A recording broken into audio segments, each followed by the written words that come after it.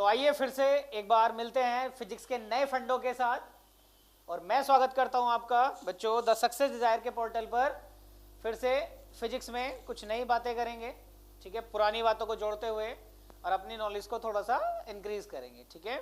तो super TET के according हम सिलेबस को कंटिन्यू करेंगे। सर ने बताया होगा, भूपेश जी ने अपनी क्लास में, कि बेसिकली हम सुपर टेट को फोकस करेंगे, ठीक है ना। तो सुपर टेट के अकॉर्डिंग ही आपको हम चीज़ों को आगे पढ़ाएंगे, ठीक है ना बच्चे। तो चलिए फिर से आपके लिए कुछ फंडे फिजिक्स के, कुछ फॉर्मूला समझने की कोशिश करते हैं। तो अब तक जो हमने पढ़ा उससे आगे बात करते हैं। तो बेटा पहले बात करते हैं क्रांतिक कोण की। किसकी बात करेंगे?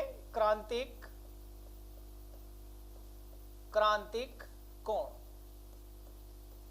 और क्रांतिक कोण को हम क्या कहते हैं? Critical angle. क्या कहते हैं? Critical angle. तो मेरे ऑर्बिटल के इलेक्ट्रॉन्स जरा मेरी बात सुनेंगे बच्चा पार्टी। तो क्रांतिक कोण की बात करते हैं तो सबसे पहले बात करेंगे, फिर से हमारे पास एक रेयर मीडियम होगा, रेयर एयर, वायु, या हिंदी में कहें तो क्या, विरल। और बेटा विरल से किस माध्यम में जाएंगे हम? सघन। यहां क्या ले लेंगे? सघन, जिसको आप क्या कहते हैं? डेंसर। क्या कहते हैं? डेंसर। और यहां कुछ भी ले सकते हैं, जल, वाटर या ग्लास, ठीक है, कुछ भी ले सकते हैं। तो होता क्या है क्रिटिकल एंगल? क्रिटिकल एंगल होता है डेंसर मीडियम में बना वो एंगल जिसके लिए रेयर मीडियम में एंगल की वैल्यू क्या हो? 90 डिग्री। समझ रहे हैं बात? कि एंगल हमेशा कहां बनेगा? ये देखिए, ये क्या है? रेयर। ये क्या है? रेयर। ये क्या है बेटा? डेंसर।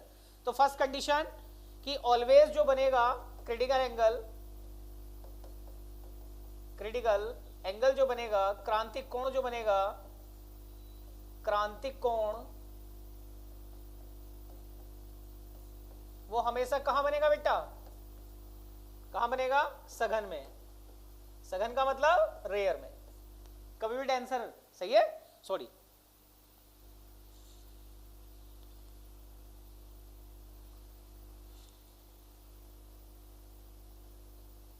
क्रांतिक कोण कहां बनेगा बेटा? ये बनेगा कहां? डेंसर में। कहां बनेगा? डेंसर में, या जिसको हम क्या कहते हैं? सघन। हमेशा किस में बनेगा? सघन में, ठीक है ना बच्चे। विरल में क्रांतिक कोण नहीं बनता है, ठीक है।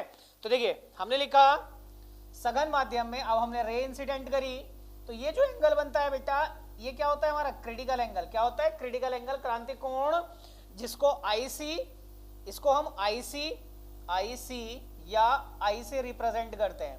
और इस एंगल के लिए ये जो एंगल है, यहां वैल्यू कितनी होगी? 90 डिग्री। समझ रहे हैं ना कि सघन माध्यम में, डेंसर मीडियम में बना वो एंगल जिसके लिए रेयर मीडियम में एंगल की वैल्यू 90 हो, क्या कहलाता है? हमारा क्रांतिक कोण, क्रिटिकल एंगल। देखिए फिर अगर यहां इस मीडियम का रिफ्रैक्टिव इंडेक्स हमने क्या मान लिया? N1 अपवर्तनांक, और इस माध्यम का अपवर्तनांक रिफ्रैक्टिव इंडेक्स हमने क्या मान लिया? N2। तो यहां से एक फॉर्मूला जनरेट होता है बेटा। अगर रिलेशन लिखें, रिलेशन बिटवीन क्रांतिक कोण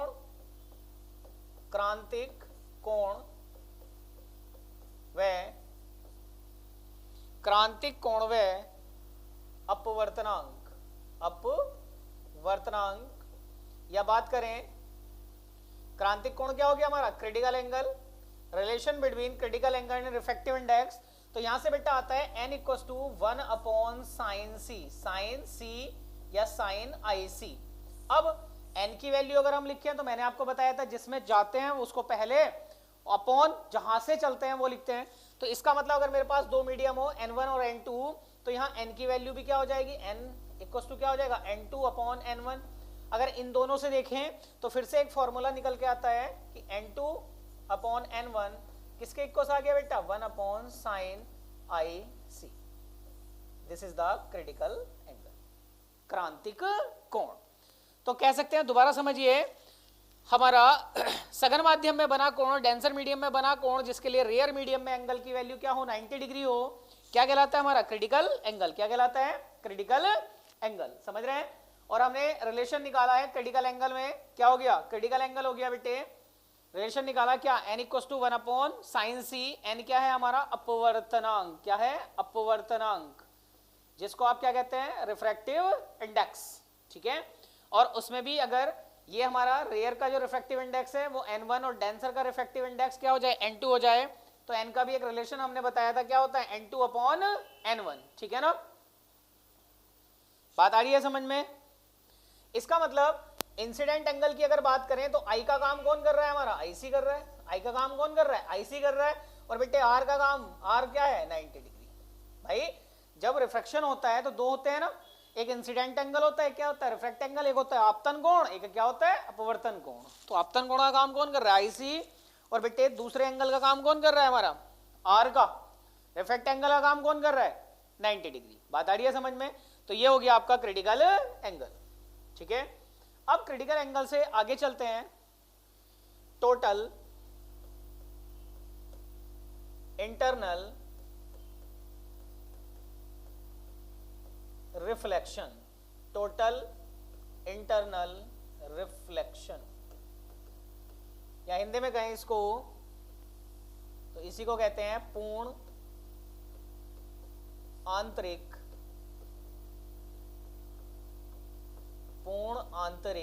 परावर्तन। पूर्ण आंतरिक परावर्तन। तो बेटे अगर पूर्ण आंतरिक परावर्तन की हम बात करें, ठीक है, पूर्ण आंतरिक परावर्तन की बात करें तो क्या होगा, देखिए अभी हमने क्या बनाया था, एक क्रिटिकल एंगल था हमारे पास, ये क्या था हमारे पास, एक क्रिटिकल एंगल। क्रिटिकल एंगल, अब क्या हुआ, अगर क्रिटिकल एंगल से वैल्यू थोड़ी सी बढ़ा दी जाए, सपोज करो हमने क्रिटिकल एंगल की वैल्यू थोड़ी सी बढ़ा दी, हमने यहां कुछ ऐसे करके वैल्यू, मतलब ये वाला एंगल बढ़ा दिया। ठीक है, मतलब ये जो एंगल है इसको मान लेते हैं थीटा। तो अगर थीटा की वैल्यू बड़ी हो जाए क्रिटिकल एंगल से, थीटा की वैल्यू बड़ी हो जाए किससे, क्रिटिकल एंगल से, तो ये जो लाइट है जो कहां जा रही है, ये कौन सा मीडियम, रेयर, और ये कौन सा मीडियम, डेंसर। तो ये जो लाइट है बेटा जो हमारी कहां जा रही है, डेंसर से रेयर में जा रही है, वो रेयर में ना जाकर इसी मीडियम में वापस लौट आती है। दोबारा समझिए, क्रिटिकल इंसिडेंट एंगल या आपतित करने वाली लाइट का मान अगर क्रिटिकल एंगल से ज्यादा कर दिया जाए, थीटा का मान क्रिटिकल एंगल से बढ़ा दिया जाए, तो लाइट दूसरे मीडियम में ना जाकर उसी मीडियम में वापस लौट आती है। और लाइट के इस तरह से उसी मीडियम में वापस लौट के आने को हम कहते हैं पूर्ण आंतरिक परावर्तन। ठीक है, पूर्ण आंतरिक परावर्तन। और समझ रहे हैं ना बात। और पूर्ण आंतरिक परावर्तन के बहुत सारे एग्जाम्पल्स होते हैं, जैसे हीरे का चमकदार होना,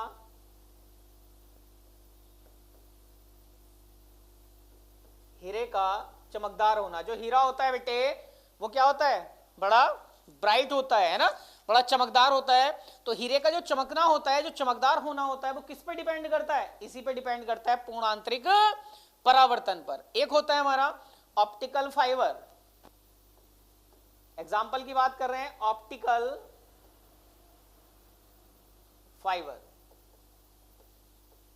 ठीक है, ऑप्टिकल फाइबर कहां यूज होता है, एंडोस्कोपी में। एंडोस्कोपी में यूज होता है। कैसे, कुछ इस तरह से स्ट्रक्चर होता है,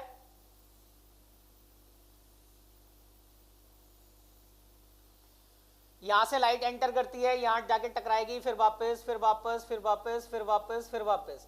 जो बाहर वाला ये होती है, ये रीजन जो होता है इसका रिफ्रैक्टिव इंडेक्स, और एक अंदर होता है ये रिफ्रैक्टिव इंडेक्स। और पहला वाला रिफ्रैक्टिव इंडेक्स हमेशा कब होता है, किससे, अंदर वाले रिफ्रैक्टिव इंडेक्स से, जिसे हम हिंदी में क्या कहते हैं, प्रकाशिक तंतु। क्या कहते हैं, प्रकाशिक तंतु। तो ऑप्टिकल फाइबर में भी बेसिकली जो प्रॉपर्टी यूज होती है बेटा, वो भी क्या होती है हमारे, टोटल इंटरनल रिफ्लेक्शन, पूर्ण आंतरिक परावर्तन। और देखिए एक और एग्जांपल बताते हैं इसका, तीसरा। तो आपने देखा होगा जो टूटा हुआ कांच होता है, भाई आपने क्या किया, एक ग्लास लगा हुआ है घर में, खिड़की में कांच लगा हुआ है, कहीं उस पर स्क्रैच आ गया, किसी ने उस पर पत्थर मारा, पत्थर मारने से क्या हुआ, वहां पर एक पॉइंट नोटेड हो गया या एक स्क्रैच सी खिंच गई। अब जब सन निकला, सूर्य की किरणें जाकर उस कांच पर पड़ी, तो वो कांच क्या हुआ बच्चे, अदर कांच के अकॉर्डिंग वो कांच ज्यादा चमकदार हो गया। समझ रहे हैं ना, वो कांच क्या हो गया, जब ज्यादा चमकदार हो गया, तो वो जो प्रॉपर्टी होती है टूटे कांच का चमकदार दिखना, ये भी किसकी प्रॉपर्टी है, ये भी है बेटा टोटल इंटरनल रिफ्लेक्शन की, या जिसको हम क्या कहते हैं, पूर्ण आंतरिक परावर्तन। क्या कहते हैं, पूर्ण आंतरिक परावर्तन, ठीक है ना। तो ये होता है हमारा टोटल इंटरनल रिफ्लेक्शन। चलिए नेक्स्ट टॉपिक पढ़ते हैं। अब देखिए बच्चे, बात करते हैं, उससे आगे अगर हम चलें तो हम बात करते हैं, सपोज करो अब तक जो लाइट थी, कभी हम इधर से गिरा रहे थे, लाइट ऐसे आ रही थी, ऐसे बैंड हो जा रही थी, या ऐसे बैंड नहीं होती थी, तो क्या होती थी, नॉर्मल से दूर हट जाती थी। यही तो प्रॉपर्टी पढ़ रहे थे अब तक। अब कभी वो नॉर्मल की ओर बैंड हो रही थी, कभी नॉर्मल से दूर हो रही थी, ठीक है ना।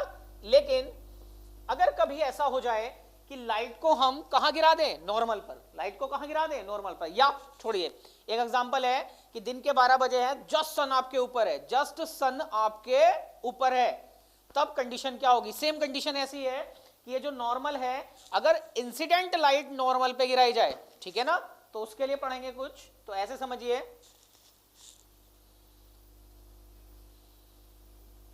ये क्या हुआ बेटे, ये हम लाइट को यहां से इंसिडेंट करा रहे हैं, ये क्या हो गया हमारा नॉर्मल, क्या हो गया नॉर्मल, या इसको क्या कह सकते हैं हम, अभिलंब। क्या कह सकते हैं, अभिलंब। यदि प्रकाश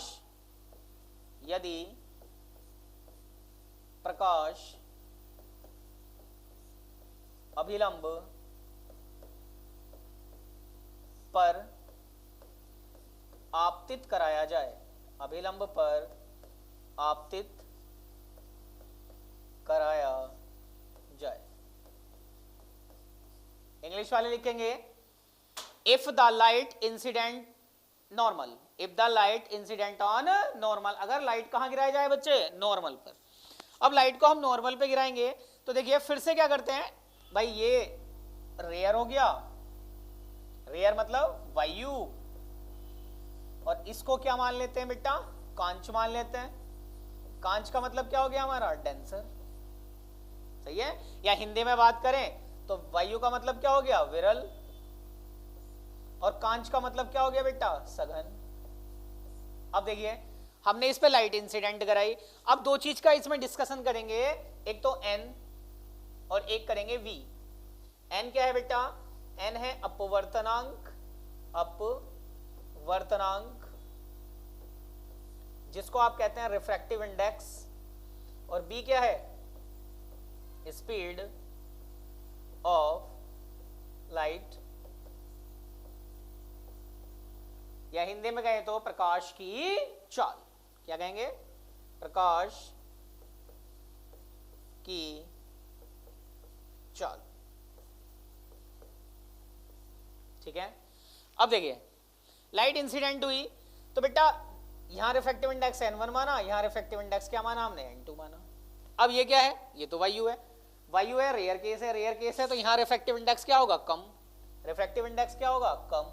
अगर रिफ्रैक्टिव इंडेक्स कम हुआ तो लाइट की स्पीड क्या होगी, ज्यादा, स्पीड क्या होगी, ज्यादा, मैक्सिमम। कैसे, आपने पढ़ा है n इक्वल्स क्या होता है, c/b, तो यहां से एक रिलेशन निकल सकता है कि n इनवर्सली प्रोपोर्शनल v के, या n प्रोपोर्शनल टू 1/b। कहने का मतलब है अगर इस रिफ्रैक्टिव इंडेक्स कम होगा तो स्पीड बढ़ेगी, भाई इनवर्सली प्रोपोर्शनल उल्टा हो गया ना।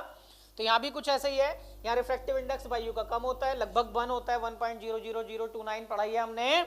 तो यार रिफ्रैक्टिव इंडेक्स कम तो लाइट की स्पीड ज्यादा, और रिफ्रैक्टिव इंडेक्स यहाँ क्या हो जाएगा, ज्यादा, तो लाइट की स्पीड क्या हो जाएगी, कम।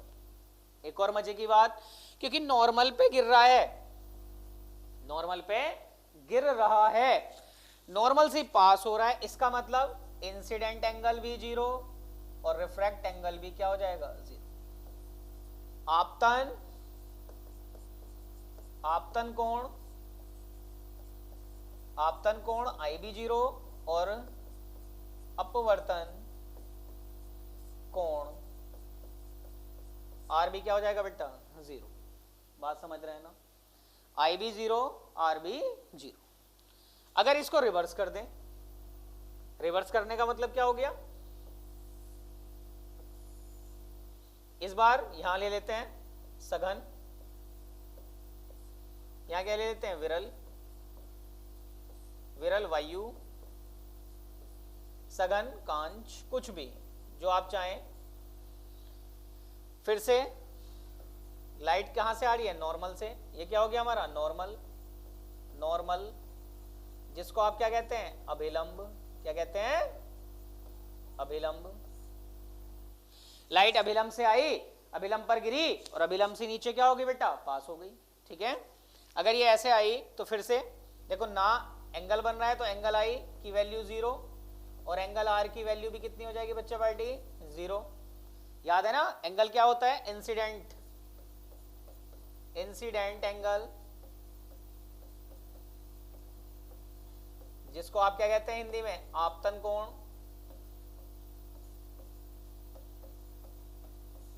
और आर क्या हो गया हमारा रिफ्रैक्ट एंगल,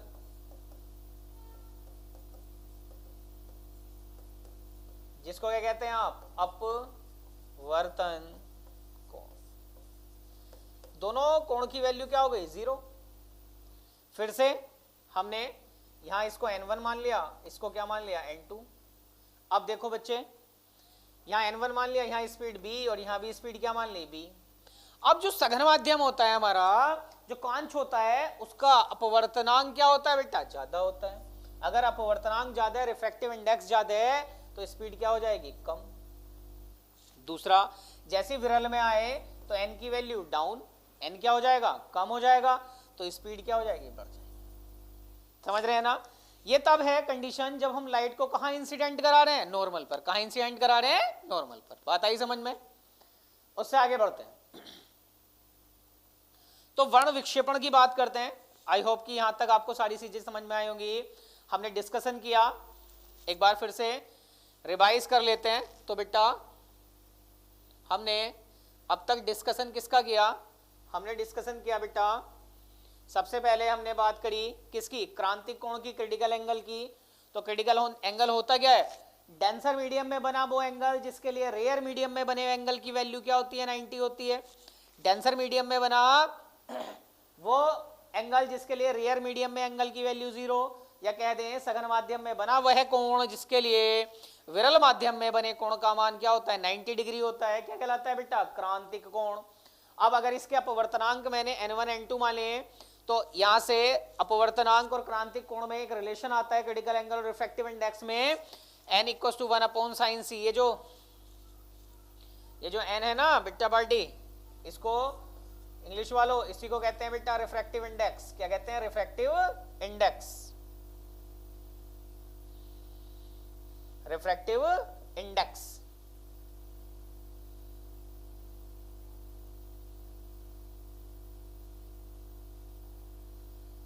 रिफ्रैक्टिव इंडेक्स सही है, क्रांतिक सॉरी अपवर्तनांक रिफ्रैक्टिव इंडेक्स। तो रिफ्रैक्टिव इंडेक्स और इसमें एक रिलेशन आया कि n = क्या होता है 1/sin IC, 1/sin IC।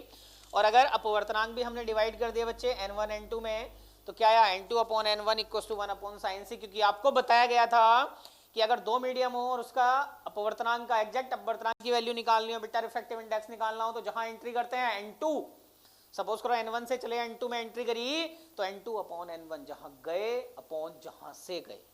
Clear है। उससे आगे हमने किया था टोटल इंटरनल रिफ्लेक्शन। तो इसमें था कि जो क्रांतिक कोण था हमारा क्रिटिकल एंगल IC क्या था हमारा क्रांतिक IC था बेटा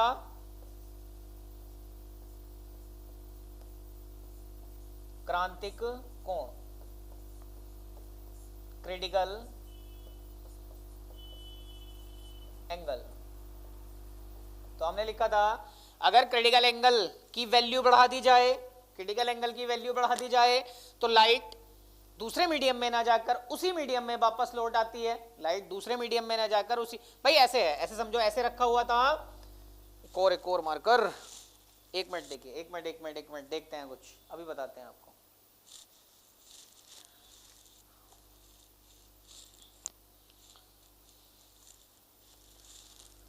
मिल जाओ मार्कर, मिल जाओ दूसरा मार्कर, कहाँ गया रे? देखो बेटा छोड़ो, यहाँ देखो भाई, ऐसे रखा हुआ था, ये ऐसे कुछ ऐसे करके, यहाँ देखिए ऐसे करके कुछ था, ऐसे समझिए, ऐसे करके कुछ है, और हमने इस एंगल की वैल्यू बढ़ाई, इस एंगल को ऐसे करेंगे तो ये उंगली घूम के कहाँ गई? नीचे। सेम ऐसे ही होता है, अगर क्रिटिकल एंगल की वैल्यू को बढ़ा दिया जाता है तो लाइट दूसरे मीडियम में ना जाकर उसी मीडियम में वापस लौट आती है। इसी को कहते हैं पूर्ण आंतरिक परावर्तन या टोटल इंटरनल रिफ्लेक्शन। अब टोटल इंटरनल रिफ्लेक्शन की हम कुछ प्रॉपर्टी पढ़ते हैं। जैसे हमने पढ़ा क्या बेटा? हीरे का चमकदार दिखना, ऑप्टिकल फाइबर, जिसको हिंदी में कहते हैं प्रकाशिक तंतु, प्रकाशिक तंतु। दूर तक लाइट भेजने के लिए हम इसका यूज करते हैं, और एंडोस्कोपी में इसका यूज कर लेते हैं। एंडोस्कोपी, कांच की दरार का चमकदार दिखना, भाई कहीं से कांच अगर टूटा हुआ हो बेटा तो वो कैसा दिखाई देता है? चमकदार दिखता है ना। अदर कांच की, भाई पूरा कांच का एक शीशा है, उसमें कहीं स्क्रैच आ जाए, आप उस पर लाइट इंसिडेंट करो तो आप देखते हो वो जो स्क्रैच है ना, वो क्या है? अदर शीशे की अपेक्षा थोड़ी सी ज्यादा चमकदार है, ठीक है ना।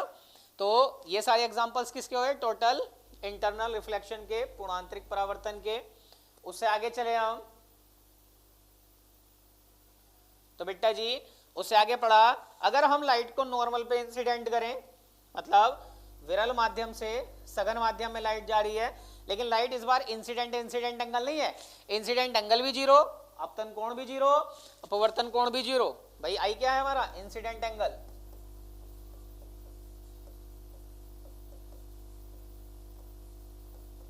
और आर क्या है? Refract angle.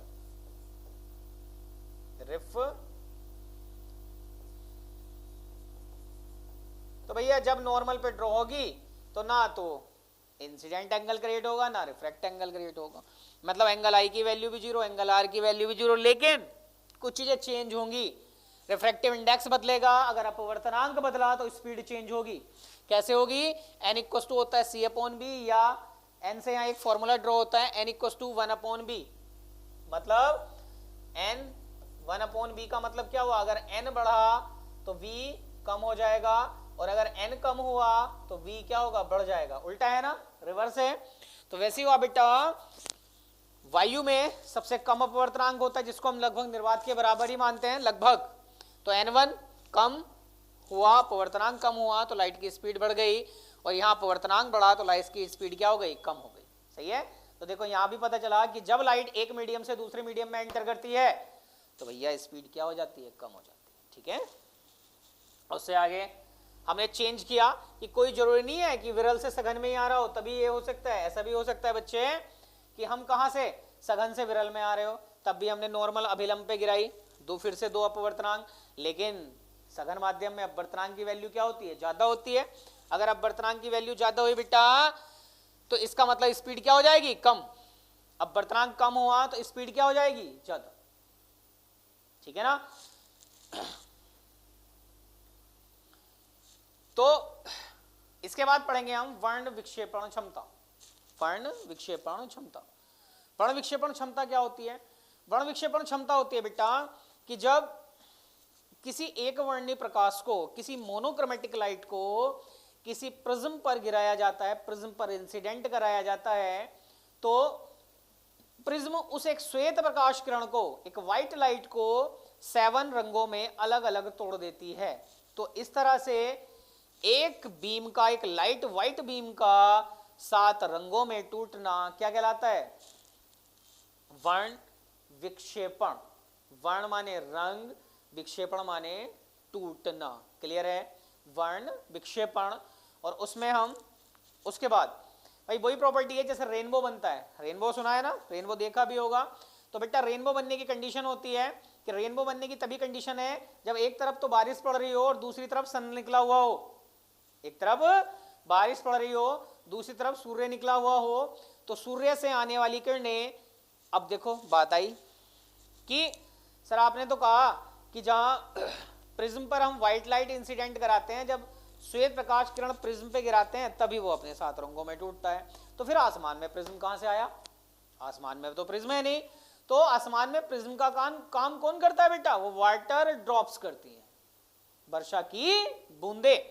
तो इसलिए रेनबो बनने की तभी कंडीशन है कि एक तरफ तो सूर्य निकल रहा हो, एक तरफ सनराइज निकल रहा हो, बड़ा अच्छा सा मौसम हो रहा हो, लेकिन दूसरी तरफ क्या पड़ रही हो? बारिश। तो जब सनलाइट आएंगी और सनलाइट उस एटमॉस्फेयर से पास होंगी तो बच्चा क्या होगा? वहां जो वाटर ड्रॉप्स है, जो वो बारिश की बूंद है, वो किसका काम करेगी? वो बारिश की बूंद काम करेगी प्रिज्म का। और जब उस बारिश की बूंद से वो व्हाइट लाइट पास होगी तो वो बारिश की बूंद उस व्हाइट लाइट को अपने 7 विजन में तोड़ देगी, जिससे हमें रेनबो दिखाई देगा। अब जो प्रकीर्णन क्षमता होती है, फैलाव जो होता है, वो बैंगनी रंग का सबसे ज्यादा होता है। भाई कौन कौन से रंग जनरेट होते हैं? तो रंग जनरेट होते हैं बेटा, वो तो पढ़े होंगे आपने, विबग्योर, सही है, यानी बैनी है। अगर हिंदी में कहे तो क्या सबसे नीचे क्या होता है? बैंगनी, सही है। फिर इंडिगो, फिर ब्लू, फिर ग्रीन, फिर ऑरेंज, BIBGYO, फिर क्या हो गया लास्ट में? क्या हमारा? R, येलो, ऑरेंज, रेड, सही है। अब रेड कलर जो होता है, रेड कलर की वेवलेंथ सबसे ज्यादा होती है। वेवलेंथ मतलब तरंगदैर्ध्य। अब तरंगदैर्ध्य ज्यादा है तो वो चलेगा तेज, तो फ्रीक्वेंसी क्या होती है उसकी? कम। मतलब जो चलेगा तेज वो फैलेगा कम, स्कैटरिंग पावर क्या हो जाएगी? कम। अब ब्लू कलर जो होता है, ब्लू कलर की स्कैटरिंग पावर ज्यादा होती है, लेकिन वो चलता है कम। इसी का रीजन है बेटा कि हमें इस ब्लू कलर के कारण ही आसमान कैसा दिखाई देता है? नीला। तो इससे नेक्स्ट चैप्टर में रेनबो के बारे में पूरी डिटेल पढ़ेंगे, कैसे बूंद से बूंद में रिफ्लेक्शन होता है, रिफ्रैक्शन होता है ना। टोटल इंटरनल रिफ्लेक्शन भी होगा बूंद में, 2 बार रिफ्रैक्शन भी होगा, और तब बूंद जाके क्या होगी? अपने विजन्स में, अपने रंगों में टूटेगी, 7 रंग छोड़ेगी, जिसमें से रेड कलर की तरंगदैर्ध्य सबसे ज्यादा पड़ेंगे, बैंगनी कलर की तरंगदैर्ध्य सबसे कम पड़ेंगे, फैलाव बैंगनी का ज्यादा पड़ेंगे, रेड का कम पड़ेंगे। इस तरह से कुछ चीजें और चेंज होंगी, क्या क्या होता है वो सारी चीज पढ़ेंगे, ठीक है। तो इस तरह से लगे रहिए, पढ़ते रहिए घर पर बेटा। एग्जाम अभी दूर है सुपर टेट, लेकिन धीरे धीरे हम कदम बढ़ाते रहेंगे तो एग्जाम की ओर चलते रहेंगे, और थोड़ी थोड़ी चीजें इकट्ठे करने से ही एक लार्ज अमाउंट में हमारे पास क्या होती हैं? चीजें इकट्ठी हो जाती हैं, ठीक है ना। क्योंकि एग्जाम टाइम पर लर्न नहीं होता चीजें, एग्जाम टाइम पर सिर्फ उनको रिवाइज किया जाता है, एक बार देखा जाता है, ठीक है। तो लगे रहिए, शेयर सब्सक्राइब करते रहिए, अपने दोस्तों को भी बताइए कि द सक्सेस डिजायर पे सुपर टैट के कंटेंट दिए जा रहे हैं, और हम यही प्रयास करते हैं कि आपको अच्छे कंटेंट दिए जाएं, ठीक है। तो बच्चों please share, subscribe, like videos. और जो हमारे भूपेश सर हैं उन्होंने आपको बताया ही है कि सुपर टैट के अकॉर्डिंग आपको चीजें दी जाएंगी। तो हम साइंस, भूपेश जी, भूपेश सर आपको CDP, इसी तरह से हमारी पूरी टीम अपना अपना कंटेंट देने की, बेस्ट से बेस्ट कंटेंट देने की कोशिश करेगी। तो please comment, share, subscribe and like the channel. तो फिर से मिलते हैं एक नई वीडियो के साथ फिजिक्स के फंडे, ठीक है ना बच्चे। तब तक के लिए ऑल द बेस्ट।